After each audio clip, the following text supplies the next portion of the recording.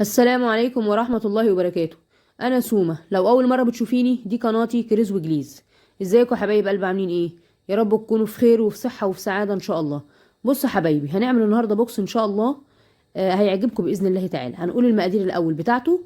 أول حاجة هنحط في العجان 4 بيضات، عليهم نص كوباية سكر، عليهم معلقة خل كبيرة، عليهم معلقة محسن جل، معلقة صغيرة بس هرمية بما يعادل 30 جرام. انا بصراحه يا لوزة عايزه اجرب معاكم يعني سبونج جديد. عايزه اشوف كده المقادير دي هتنفع ولا لا، وعايزه ابقى احطه كله مره واحده في العجان واشوف ايه قصته. والله لو طلعت حلوه نجربها، لان انا طول عمري ماشيه على الطريقه دي وبصراحه بتطلع معايا ممتازه وبسم الله ما شاء الله. بصوا بقى عشان ما ننساش، هنحط دلوقتي في الطبق اللي قدامكم ده، هنحط ايه يا كتاكيت؟ هنحط كوبايه ونص من الدقيق، عليها معلقتين من النشا مهرمين، عليها معلقه بيكنج باودر من الزغنطوطه اللي انتوا بتشوفوها معايا دي. انتي بقى مش عايزه تحطي مثلا معلقه بيكنج باودر، خلاص انا المره دي حطيت لكم كيك شيف. يعني اي حاجه عايزه تحطي كيك شيف، اصلا لما بيفضل عندي كيس بصراحه بخاف من الصلاحيه بتاعته، انما البيكنج باودر اللي معايا دوت بسم الله ما شاء الله قاعد معايا مده طويله ومعروف تاريخ صلاحيته من كذا لكذا. ده بقى بدور على تاريخ صلاحيته، ممكن يكون مكتوب بس انا بصراحه بلف عليه ما بشوفوش. هنا في الوقت ده بقى يا لوزه هنحط ايه؟ هنحط الكوبايه بتاعه الميه دي، مش كوبايه كامله، نص كوبايه ميه زي ما انتم ما شايفين كده، وتفضلي تنزلي على الخليط حبه حبه. اديكي شايفه كده يا لوزه، خليكي معايا خطوه خطوه عشان ما تتوهيش مني. وبعد كده بتجيبي الصينيه اللي انت شايفاها قدامك دي، وبتجيبي الصينيه مقاس 18 اللي انت شايفاها دي، وتبدأي بقى بعد ما تلاقي العجين او الخليط تجانس. بعد ما حطينا الميه ما بتنزليش الدقيق على طول، بتستني شويه، وبعدين بتحطي معلقه معلقه زي ما انت ما شايفه كده. بتكوني مولعه الفرن في الوقت ده حبيبه قلبي، عشان خاطر يكون الفرن سخن. اي معجنات يا جماعه، اي معجنات واي حلويات لازم الفرن يبقى سخن قبلها ب10 دقايق، عشان تبقى قاعده عندكم لازم الفرن يبقى سخن قبلها. تبدأي بقى تحطي الدقيق كده زي ما انت ما شايفه، واول ما تلاقيه تجانس خدي بالك احنا بنهدي السرعه وانا بحط الدقيق. يعني وانا لما باجي احط الدقيق بهدي السرعه، بنزلها على اقل درجه. هو بيجري قدامك عشان الفيديو بيجري، انا معليه يعني مجريه السرعه، مخليه الفيديو بيجري. فانت لو هتعملي القصه دي لازم بعد ما تيجي تحطي الدقيق تقللي شويه من الضرب بتاعه. يعني تخليه على اقل درجه. رقم واحد، انا عندي اقل من واحد بدرجتين، بخليه على اقل حاجه خالص. عشان كده انا قلت اجرب اللي هو ايه، الخليط اللي بيبقى كله على بعضه مش هيجرى له حاجه، زي الاسبونج. ما احنا بنجيب الاسبونج اللي هو الجاهز وبنحطه، مش هيقول لا. فهبقى اجربه معاكم ان شاء الله في مره كده المقادير بتاعته، واشوف قصته ايه. لو طلعت كويسه احطه كله على مره واحده، مش لازم ايه على مرتين او على ثلاثه او على واحده واحده زي ما انا بعمل كده.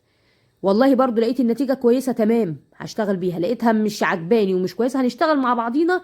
يعني زي ما بيقولوا كده ايه، يعني لايف، يعني إيه هتطلع حلوة تمام هعرفها لكم، طلعت مش حلوة برضو هعرفها لكم، يبقى ارجع لطريقتي القديمة. هنبدأ بقى نلزق الجزء اللي تحت اللي انت شايفاه دوت زي ما انت ما شايفة كده، ونحط ورقة.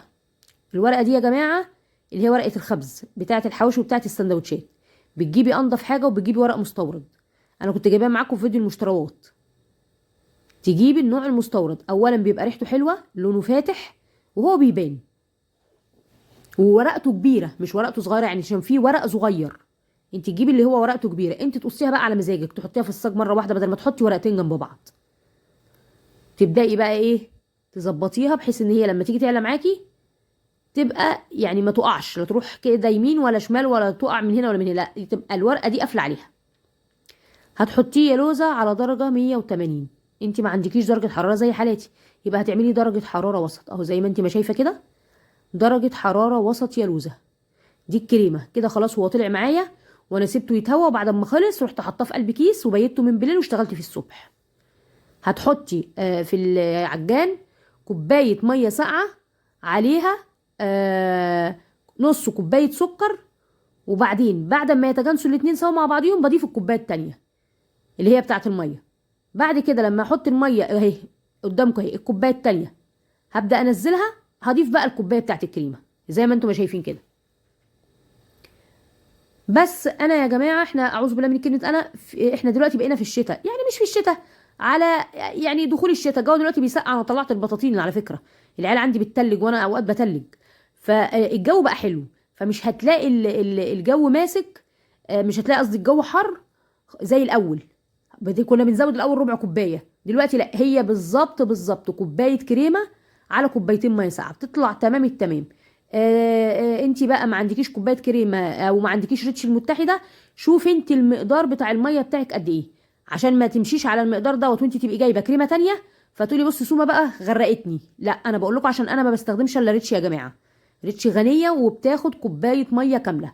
انا عملت هنا البوكس ده بكوبايه ونص من الكريمه، يعني انا بعد ما عملت الكوبايه الاولانيه خلصت معايا، رحت مكمله نص كوبايه كريمه كمان. فالبوكس كله على بعضه الجاتوه بالتورته اخد معايا كوبايه ونص من الكريمه. احنا هنا طلعنا منه زي ما انتم شايفين كده الصينيه طلعتها للجاتوه. انت بقى عايزه تعمليها مثلا في صاج مفيش مشكله، انا بس بوريكم الفكره ان انت تقدري تغيري. يعني تقدري تغيري من بدل ما تعمليها في صاج بس تقدري تعمليها في صينيه من اللي هي المقاس بتاعنا 18 تبقى جاهزه على طول، وتقدري تعمليها في الصينيه اللي انت شايفاها قدامك دي. على ما اظن الصينيه دي 20 في 30، على ما اظن 20 في 30. وتبداي بقى تجلسيها وتحشيها زي ما انت ما شايفه كده. اول حاجه بدات بيها هو الجاتولي بقى يا جماعه، عشان انا عايزه يخش الفريزر يمسك علشان اعرف اقطعه.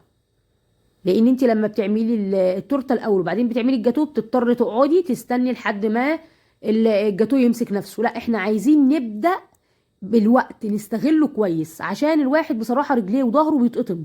فانت ابدأي بالجاتوه. عامله سويسرول، ابدأي بالسويسرول. الحاجات اللي محتاجه اللي هي تتجمد الاول وتاخد وقت خلاص تمام، ابدأي بيها الاول. هنبدأ بقى بالشرشره كده، الزجزاج دوت تمشي بيها زي ما انت ما شايفه كده. كده نحطها في الفريزر ونبدأ نعمل التانية. ده مقاس 18. انا بقى كنت عايزه اجرب مقدار تاني بحيث ان المقدار يبقى كمان اعلى من كده، يعني اشوف هيديني ايه. والله تمام، يبقى تمام هنعتمده مع بعض. بص الملبن ملبن، والله مش تمام يبقى خلاص احنا نرجع لطريقتنا اللي احنا ماشيين عليها، لان أنا بصراحه ماشيه بيها سنين السنين عجباني وتمام التمام. اهو انت هتبداي تقشري كده الجزء ده اتكسرت مش مشكله، نحطها في النص ونبدا نحشي. ما بتبانش، بتدارى. دسيها في النص يا بهيه، كله بيتدارى. اللي وصلت معايا لحد هنا ما تنساش اللايك والشير والسبسكرايب. تنسينيش يا لوزه، عشان تعب اختك يا لوزه. نبدا بقى ننضف البورد كده كويس وننضف الرخامه ونحط القاعده بتاعتنا. وادي القاعده الدواره، وحطينا قاعده التورته. وتبداي ايه، تحطي اول حاجه وتجلسي. تسقي بقى بالسيرب. السيرب انت عارفاه طبعا وبقيتي شطوره، بس انا بقول الحاجه وبعيدها ليه؟ عشان لو حد داخل جديد يبقى ايه، عارف معانا المقادير. بصي بقى يا لوزه، الشربات دوت بتعمليه كوبايه من السكر على كوبايتين ميه. نفترض انت مش عايزه تسقيه، خلاص تمام، ما تسقهوش كده تمام التمام. هو اصلا ملبن ومش محتاج. انا ما بغرقوش قوي على فكره برضو، يعني انتوا شايفين اهوت، انا مش بغرقه قوي لان هو بسم الله ما شاء الله مش مستحمل. عايزه تقشريه من الجناب زي ما انت ما شايفه، حته في حتت كده لونها اللي هو اللي انت شايفاه دوت، انا ما قشرتهاش بصراحه، هي اصلا طريه. وبعدين اول ما بتشرب شويه سيرب صغيرين او من غير سيرب، لو حطيت لها شويه كريمه وقفلتيها بسم الله ما شاء الله بتبقى جميله والله جدا. هي ما بتحتاجش بعد كده اي حاجه. بس انا ايه، زي ما تقولي ايه، السيرب ده انا خدت عليه. وممكن مع الوقت على فكره الواحد هيبطل السيرب ده غصب عنه. السكر يا جماعه بقى ب45 جنيه كيس السكر، يعني إيه ب45 جنيه حاجه يعني دمار الدمار. وبعدين ايه، الاسعار بتغلى وانتي اسعارك زي ما هي، الواحد يخاف يغلي الدنيا تخرب معاه. طيب ماشي، طب ما انا هعمل ايه، ما انا كده يعني الواحد كده استغفر الله العظيم يا رب، الواحد بس يقول ايه، ما بياخدش حقه.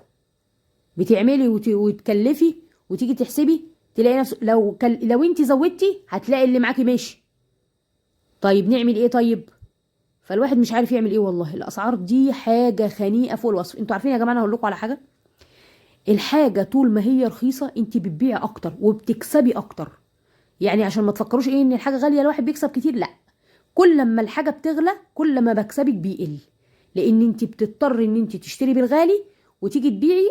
هو بيبقى فيها مكسب بس بيبقى ضئيل جدا، ما يستاهلش التعب والوقفه والغاز والكهرباء والقصه دي كلها. لكن لما بتبقى الحاجه رخيصه انت بتبيعي كتير وبتكسبي اكتر، وكمان المستهلك اللي بيشتري منك بيبقى مبسوط جدا ان الحاجه رخيصه، فبيشتري منك بدل الحاجه حاجتين وثلاثه واربعه. الحاجه غاليه هيعمل ايه؟ فبيضطر ان هو يشتري حاجه واحده بس، يقول لك لا كفايه واحده. بوكس زي دوت بنعمله ليه بقى؟ عشان يمشي الدنيا شويه. انا بعمل البوكسات ديت تقريبا يعني على طول مع الترط بصراحه، عشان الدنيا تبقى ماشيه. وبرضه الواحد والله عذر الناس، يعني هيعمل ايه برضه؟ اكيد يعني هم كمان برضو مستويين، بس بيبقى يعني ايه في مناسبة عندهم. يعني البوكسات دي خدوا بالكم بتطلع اعياد ميلاد، حد بيبقى عنده عيد ميلاد ويقول لك اديني بوكس زي ده، بيبقى جميل بالنسبة له، تورتايه وقطع جاتوه. خدوا بالكم قطع الجاتوه اللي انا هعملها ان شاء الله معاكم مش هتطلع 6، هتطلع 8. البوكس ده بقى سعريه زي ما انت ما عايزه. عايزه تحطي له سعر 200 حطي له، 150 حطي له، اكتر من كده يعني انا ما افضلش، يعني بس عشان الدنيا تبقى ماشيه شويه. هتقولي ما هتكلفك كتير، ماشي، ما احنا هنعمل ايه طيب؟ ما هي انت لو زودتي اكتر من كده الناس مستويه ومش هتلاقي حد يشتري. فانت لازم يبقى بقدر المستطاع الحاجه تبقى يعني معلش دي فيها مكسب حتى ولو بسيط، بس عشان يفضل جروبك شغال. والشغل القليل احسن من انك تقعدي من غير ما تشتغلي خالص. بصي بقى يا لوزه، هتبداي تزوقي زي ما انت ما شايفه كده، تعمليها زي الضفيره كده او السنبله. تاخدي واحده يمين وواحده شمال، واحده يمين وواحده شمال. الروزتات بقى اللي تحت دي هتاخديها، بصي تضغطي ضغطه لتحت وتسحبي لفوق، ضغطه لتحت وتسحبي لفوق زي ما انت ما شايفه كده. انا بعمل الترط اللي زي دي، وبعمل لها اللي هي الشناكل من الجنب كده، بتبقى ما بين واحده وما بين التانيه، بس في العروض بصراحه ما بعملهاش لما بتطلب مني. ليه؟ لان هي بتاخد وقت رهيب، وبعدين اوقات السلاسل اللي انت بتعمليها دي عشان تكملي بيها واحده وواحده بتاخد وقت طويل، وتقع منك وتبداي تعملي سلسله جديده.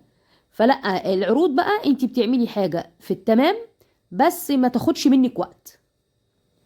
تحطي بقى اللي انت شايفاه دوت الكريسبي الصغنن ده، لونه موف اهو، عشان يمشي بس ايه مع التورتايه. اوقات الواحد بيعمل تورت كده ايه شواذ، يعني ما تبقاش الالوان ما بتبقاش ماشيه مع بعضها، بتبقى ايه بتلفت النظر اكتر. واوقات بتمشيها مع بعضها زي ما يكون طقم. اهو بصي يا لوزه، تحطي بقى كده جفت كده وتاخدي بيه الملدزر دوت او اللي هو الكريسبي، وتبداي تحطي من تحت برضه، هتمشي عليها كلها. كل واحده من الروزيتات دي هتحط لها واحده من الكريسبي. انا بديك الفكره يا لوزه، وانتي شوفي عايزه، يعني ممكن تغيري في الشكل، غيري. عجبك الشكل ده خديه صوره، يعني لقطه شاشه كده سكرين شوت كده وخليها عندك. ومثلا عايزه تعملي واحده زيها اعملي واحده زيها، عايزه تغيري فيها مفيش مشكله. بص انا كل فيديو بقول لكم الكلام ده ليه؟ عشان اللي لسه داخل جديد، مش بس انا مش عايزاكم انتوا خلاص حفظتوا معايا، انتوا كتاكيتي حبايبي من الاول معايا، في كتاكيت بقى لسه داخلين، فانا بقول لهم الكلام دوت عشان برضه لو عايزين ياخدوا فكره من الافكار دي ما يجراش حاجه. احنا حطينا كده جناش في النص، وبدأنا ايه نميلها يمين وشمال عشان تيجي في كل حته. اهو بص بقى كده الكريسبيات اللي هي الشوكولاتات دي بسكوتات مش شوكولاتات، اتحولت انا ولا ايه؟ بسكوتات يا جماعه، بسكوتات. هتعوجيها كده يمين وشمال، وبعدين تحطيها ايه زي ايه 7 في 7، يعني رقم 7 في 8، قال 7 في 7 قال 8 كده من فوق و7 من تحت. وتحطي بقى ايه واحده فلوتس كده في النص، والشوكولاته الشباك اللي انت شايفاها دي، والله عايزه تمشي عليهم بجناش شوكولاته امشي. انا ما حبيتش ان انا امشي عليها بصراحه، اوقات كده بحب امشي عليها كلها واوقات ما بحبش.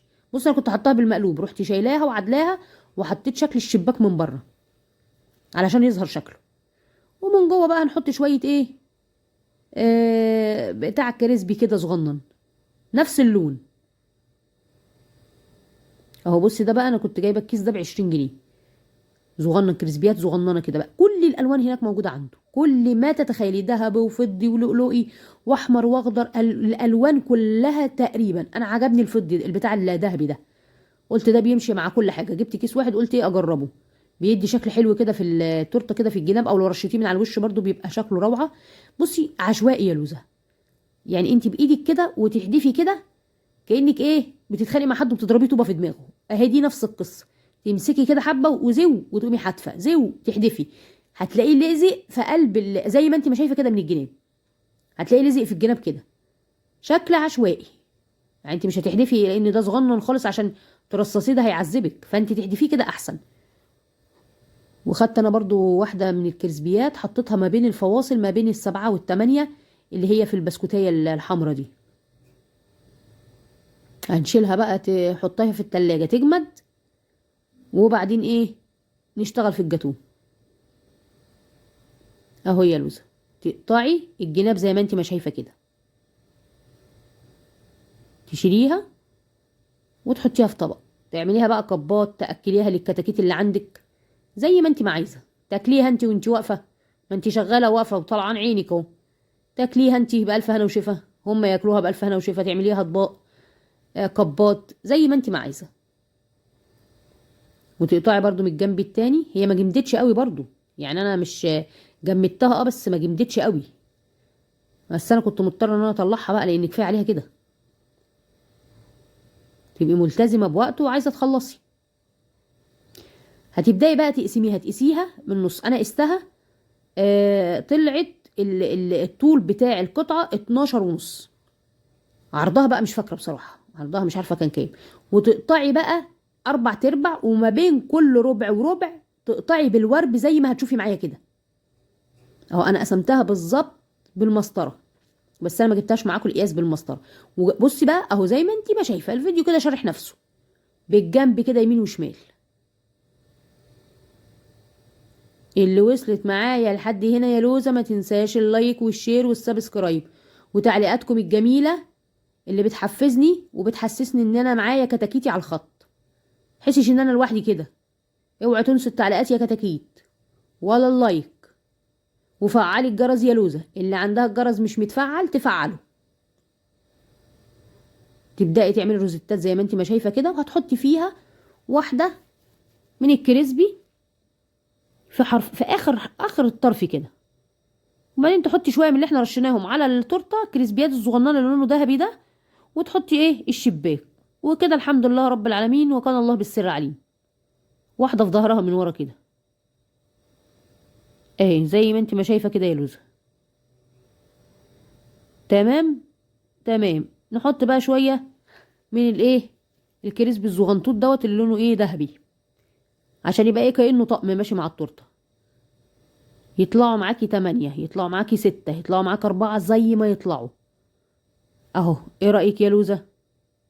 تنسوش كومنتاتكم الجميلة. بصوا بقول لكم اوعوا تنسوا اللايك، وما تنسوش تدعوا لاخواتنا، بالله عليكم بالله عليكم ادعوا لهم كتير قوي على قد ما تقدروا. وفي صلاة الجمعة وقبل المغرب دعوة مستجابة بإذن الله تعالى. واللي وصلت معايا لحد هنا اقول لها ايه، اشوفك في فيديو تاني، والسلام عليكم ورحمة الله وبركاته.